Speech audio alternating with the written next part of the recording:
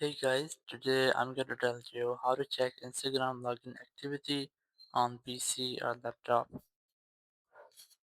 If you're using any PC or any laptop and you want to check your Instagram login activity, so let's see how you can do that. You just have to simply open your browser, and in your browser, just open Instagram. And here, just click on this more option under your profile, click on more and then click on settings.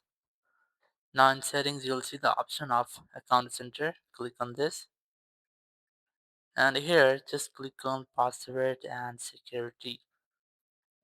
Here you'll see the option of where you're logged in. Click on this and just click on your Instagram account.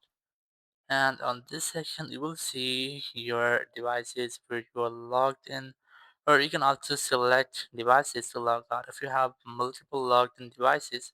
So you can also use this option, but I have only a single device, so I'm unable to log it out. But you can select this option to select multiple devices and then click on this logout option. So after that, your Instagram account will be logged out from all of that devices. So in this way, you can easily check your login activity on Instagram on your PC or laptop.